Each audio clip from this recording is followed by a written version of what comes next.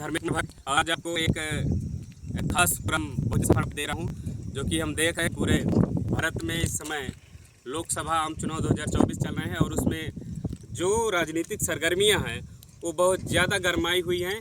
जिस प्रकार से आप देख रहे हैं कि तापमान वाकई में इतना बढ़ा हुआ है कि लोग परेशान हैं गर्मी से, उसी प्रकार से नेता भी जनता को गर्म करके रखे हुए हैं। अभी मैं देख रहा हूँ कि जो बहुजन समाज का बुद्धिजीवी जिसको मानते हैं, जो पूरे देश में दलित लीडरशिप है। एक तरफ से कहे तो कांग्रेस उसको दलित शब्द यूज करती थी, लेकिन बाबा साहब डॉक्टर अम्बेडकर उसी को अछूत सबसे नवाजते थे कि जो अछूत समाज है।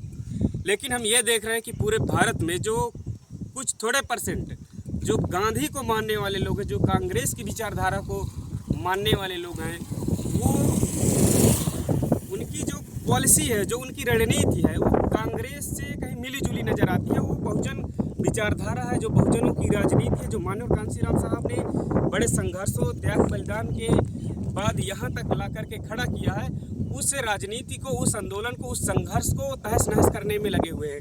अभी एक नाम उभर करके आता है प्रोफेसर रतनलाल, जो डीयू के प्रोफेसर है, और वो बार बार कमेंटमेंट करते हैं कि बीएसपी बीजेपी की बी टीम है। और यहाँ तक कि अभी मैंने कल ही उनकी एक पोस्ट वीडियो देख रहा था, वो ये बताते हुए नज़र आते हैं कि हाथी कमल का फूल सूंघ लिया है इसलिए वो मस्त है।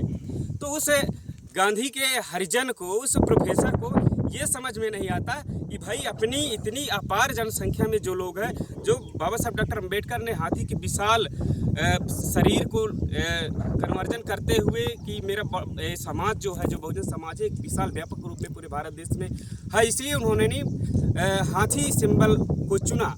लेकिन इन प्रोफेसरों को ये समझ में नहीं आता कि हमारी 85% जनसंख्या होने के बावजूद आखिर हम लोग कमज़ोर कहाँ पर हैं। आखिर हम लोग क्यों नहीं सोच सकते कि हम इस देश के पीएम सीएम बनेंगे।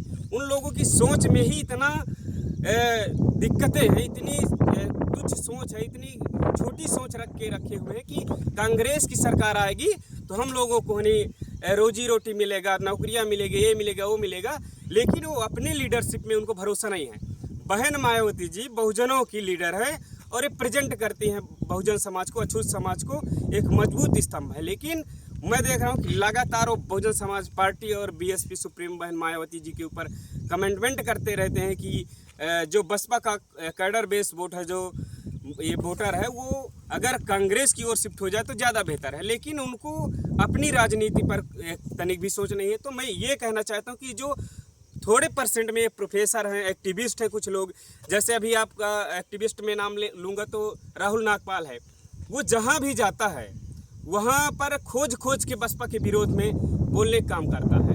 इससे जाहिर ये साबित होता है कि इन लोगों ने कांग्रेस एंड गांधी कंपनी से, ये जो हरिजन लोग हैं, ये जो गांधी के गुलाम लोग हैं, ये जो बाबू जगजीवन राम के गुलाम लोग हैं, ये लोग उनसे मोटी रकम लेकर के बहन कुमारी मायावती जी के खिलाफ और बसपा बहुजन समाज पार्टी, जिसको हमारे महापुरुषों ने, हमारे पूर्वजों ने सींच करके पाल पोस करके यहाँ इतना बड़ा व्यापक विशाल घर के रूप में खड़ा किया, लेकिन उस घर को तहस नहस करने में ये तुले हुए हैं। तो मैं बहुजन समाज से आगाह करना चाहता हूँ कि अपनी पार्टी बहुजन समाज पार्टी को बचाना है और उसको आगे तक ले जाना है। और ये जो चाटुकार, ये दलाल, जो ऐसे लोग हैं, इन मक्कारों को सबक सिखाने के लिए आप तैयार रहिए।